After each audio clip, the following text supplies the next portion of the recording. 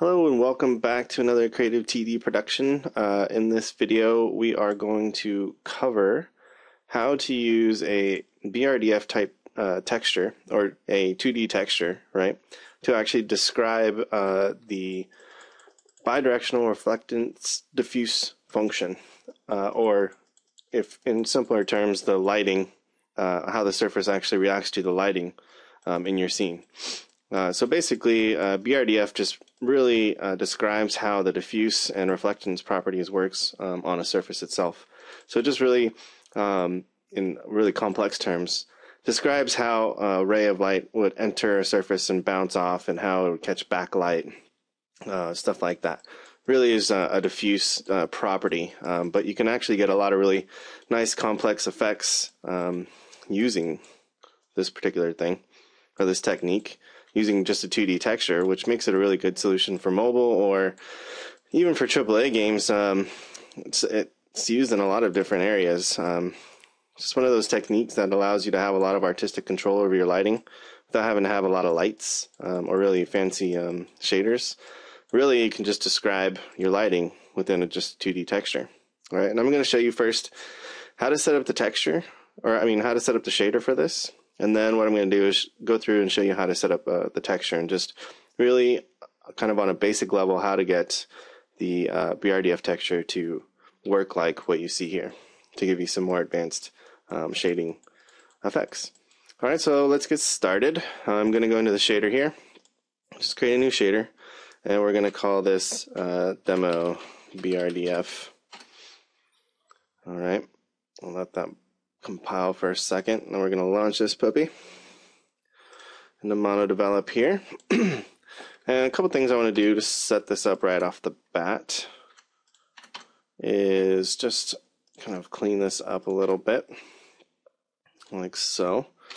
And the first thing I want to do is actually go through and create my lighting function first, my own custom lighting function, right? So we want to do a 1/2 I'm going to call this the lighting ramp, and it's going to be surface output S, just like you guys have seen already. 1/2 we're going to bring in the light direction, which is a built-in function that Unity provides for you. 1/2 view direction, which is another built-in function, and then the attenuation of the light. That way we can actually have a value to control the intensity the light has on the actual model. All right, and what we need to do then is just tell this shader that we want to use this instead of the built-in Lambert function. So we're going to put in ramp, remember, because you want to put in just the last portion of your function name, because lighting basically tells it, switches it on to say, hey, I want to use a custom lighting model. So you do that. And then I'm going to actually force this to compile into a shader model 3, just so we can get lots of power. There we go. All right, so that basically gets everything set up for us. We now have a lighting model, we have our basic struct input, and we have our basic surface. Okay, so inside of our input, we're going to bring in a couple new things. Actually, no, we don't need to bring those in just yet. I'm going to go over reflection and refraction and all that kind of stuff in a later video, so I don't need to actually add anything else, because we just need the UVs here in this case, and I want to keep this video very focused on this BRDF or diffuse wrap technique. Okay, so then let's move on to the lighting ramp. So first what we're going to need to do is calculate our n.l. So float n.l. Alright, so this is going to be our diffuse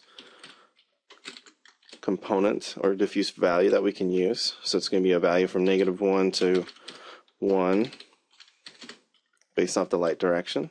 So we're just going to bring in light dir here. Right, so I'm just bringing in the light direction that Unity has given me, and I am dotting it with the normal on the actual model. So we're getting that value from -1 to 1 as a normal starts to become more perpendicular with the direction of the light. All right, so there we go. So we want to do that. And what we want to do now is bring in our fall off, or our rim light function, right, which is usually called n.e. It's a view direction vector that we want to calculate, so that way we get a fall off from the center of the model to the edge of the model. Very similar to what you see in Max or Maya when you do like a facing ratio or you use a fall off shader. So we're gonna dot the normal with the view direction, so that way we get the fall off. Okay, so now let's take a look at our two values that we have. So I'm just going to declare a variable that we can return in this. So I'm going to say c.rgb currently equals, we're going to do build a new color here. So we're just going to say float3 n.l, and we're going to put that in there 3 times, like so. And we're going to say c.a equals s.alpha, s.alpha, and then we are going to return c. That way we can actually see now what our values are. And what I'm going to do is actually replace this texture with just a simple color. So we're going to say float for color, and I'm just going to do 0.5, 0.5, 0.5, and 1. For that. That way we don't have to worry about, that way we can just see what our n.l is returning for us, and without having it overlaid on top of a texture, or a texture overlaid on top of that, if you will. So let's go back into our Unity and see what kind of problems that we encounter. Alright, so it says that we can't find the lighting model ramp, not found. Available models are blendpong. That's just means that we declared this lighting ramp a little inappropriately. Let's see here, what did I miss? Can't return just a single value. Alright, that should work. Yep. Alrighty, so let's make a sphere so we can start to look at this. So I'm going to come in here, put in the sphere. So I already have a material set up here. So what I want to do is actually go back into my shader here. And at the very top here, what I'm going to do is I'm just going to put this into the CTD category. Alright, so it's going to go in the CTD folder and be called the demo BRDF shader. So I come back in here, let it compile. We're going to go into the drop down here, CTD, and demo BRDF. So there you go. So now you can see that we're starting to get some value. So let's put this onto our model. Now you can see we are getting our diffuse light. Alright, so we're getting a value from 1 to -1 here. Right, so you could always saturate these things so that you get it within a normalized value. There you go. So now it's not going to super black. All right, always a good thing to do to normalize your values, just clean them up so you don't have negative color values. All right, so you can do that. For this demo, I just want to remove that for now, and I'll show you why here in just a bit. Okay, so now what we're going to do is we're going to focus on getting that ramp, our BRDF texture, put into Unity so we can actually use it. So I need a new texture component or property. So I'm going to call it ramp 2D, and we're going to call this our BRDF texture, or let's call it the BRDF ramp. All right, it's going to be of type 2D, and we're going to set it to gray for right now. And there you go. So then remember, we need to actually insert this texture or pass this texture into our CG program right here. So to do that, you do a sampler 2D and just put the name there. And in this case, because we actually want to use the same UVs as main text, we don't need to create another entry into the input struct right here, right? We can actually just utilize these same UVs. Just makes more sense, saves memory. I mean, not a lot of memory, but it just keeps your code cleaner so you don't have to have an input for everything here. All right. So I'm just going to write a little comment to myself. I'm going to say do diffuse wrap here. Okay. So the first thing I want to do is actually move around my n.l, similar to how Valve did in, actually it's not similar, it is exactly how Valve did it with their half Lambert calculation. Sorry, I was drawing a blank there. Anyways, what you do is you just say float, diff, I'm going to put it into a new variable here, and we're going to say n.l times 0.5, and then you add 0.5. So what we're doing is we're taking the whole range and we're multiplying it by 0.5, and then we're adding 0.5. That gives us a nice clamped value. Hopefully that makes sense. If not, just let me know. I can always explain it again. And also, again, I am sorry for the delays in videos. I've just been super busy with clients lately, and I've always been wanting in the last few months to make some videos. I just never had any time until now, so that is all I'm going to say about that. Let's move on. Float diff n.l, multiply it by 0.5, and then we add 0.5, basically takes the -1 to 1, moves it up, right? So everything starts from 0 and goes up to 2 now, I think it is. I'll have to output that. Well, we can actually output that here. Let's do diff. It's Saturday, my brain's not working. Let's put it in diff, see what we get. Yeah, so it goes to 2 now. So you can saturate that if you wanted to, but this actually is the half Lambert trick. Just it creates a really nice gradient, you know, of light, instead of just doing a standard n.l and saturating that so you get it into the 0 to 1 range. This gives you a way better range, a lot smoother values. It just looks more realistic. So we can use that.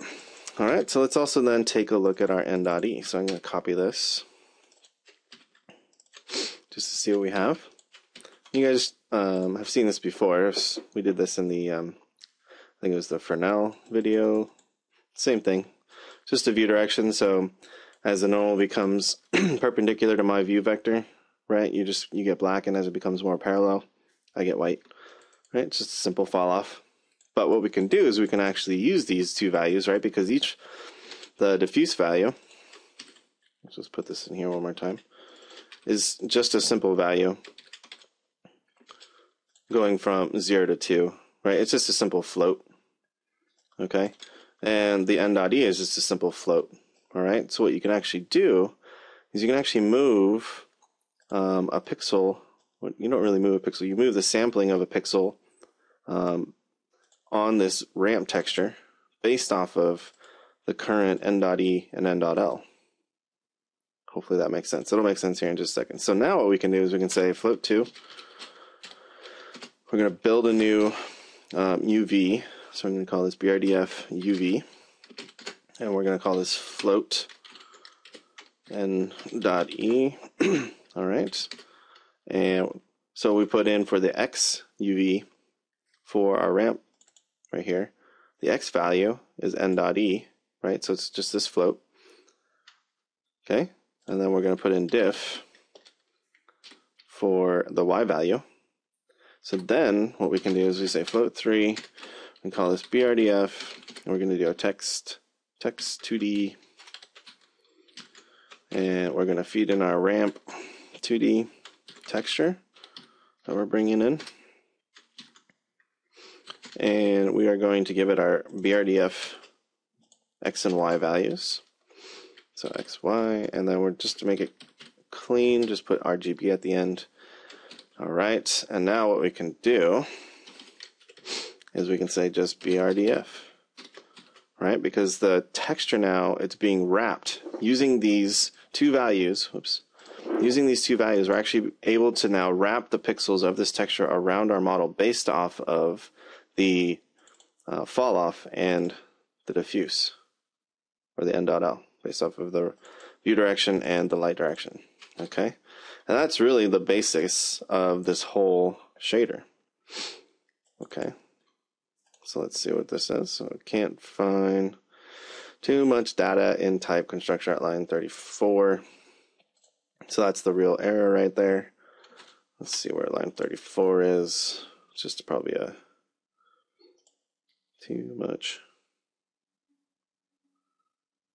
Float 2, just float 2, oops, float 2. There you go. Can't put a float 2 into a float. There you go. Let's clear this out. And unfortunately, it popped in my default BRDF. That way you guys kind of saw the end result here too fast. So now what we can do is we can take a 2D texture like this and put this into our diffuse ramp, and you can notice now that our lighting, or our diffuse component, actually has a lot more control over its properties. Alright, and you'll notice here, this is something I noticed when I first started doing this, is I start to get these really weird values over here. And that's most likely because the UVs of this model are being forced to go outside of the 0 to 1 range. And really what I had to do is just kind of futz the numbers a little bit. And I'm sure there is a more elegant and accurate way to do this, but what I had to do is I multiply this by 0.3, the n.l, and then I multiplied the n.e by 0.8. And those are definitely magic numbers, so I apologize. And I will definitely be figuring out what exactly I need to do. But you'll notice now this actually is really smooth all the way around. Alright, so that is how you do that. Okay, so now let's actually go over it. We're actually going to take some time. We're going to learn how to actually build these textures, right? Because you need to know what colors will pop up where, right? You notice how I've hit this yellow on the back side of the model here, and then I have on the back rim, right? And then you have a top rim that can be a different color. Then you have the back facing color, and you have a middle color, and then you have a forward facing color, right? So this is where you start to get a lot of control over this whole technique. Okay, so then let's just go into Photoshop, and you'll see I have that texture already built, but we're going to build it again. So I'm going to go 1024 by 1024, and I always start off my BRDF textures by just doing a simple gradient. All right, and let's do that. Okay, so we're going to save this now as BRDF 7 here. All right. I'll come back into Unity here, and you'll notice our BRDF 7 came in, and I'm actually just going to keep it a true color so I don't get any banding. You notice that some of these guys over here, you can actually see the compression. Alright, so you can just turn it off for now. Really depends on your game and whether or not, you know, these guys are really taking up a ton of memory or not. Anyways, so let's actually just start to input this. So I'm going to put in BRDF 7. You'll notice now that we've actually just replicated the half Lambert lighting model, right? Because all we're saying is as you start to face the light, so bottom to top, right? It's black where I'm facing away from the light, and it's white where I'm facing the light, okay? So that is the first step. Just get your diffuse in there. So let's actually pick a interesting gradient from here. Let's do something like that, a little gouache action. All right, let's put that in there. And then maybe let's switch on our white and let's add a little bit of white in there, like so. All right, so let's do that. We'll save that. There you go. So now we're actually really starting to control how our model looks, and it's all connected to the actual directional light as well. So we have a directional light in here, so it'll all move around. There you go. All right, so your colors are being controlled really easily in Photoshop. So if we go back into Photoshop here, now we can actually have this maybe fall off to a little bit of a black down here, so it gets a little more contrasty. Probably need to pull it up a little bit more. There you go. A little more contrast to it. All right. Now let's talk about what the other 4 things we can do with this. There's 4 more colors you can actually start to input into this. Okay. So let's go back into Photoshop, and what we are going to do is pick some primary colors just so they're very evident at what they're doing. So now we're going to pick this red. I'm going to pick the circle gradient or radial gradient. And let's just start with the top one right here, okay? Let's just see what this does. So we're going to save that.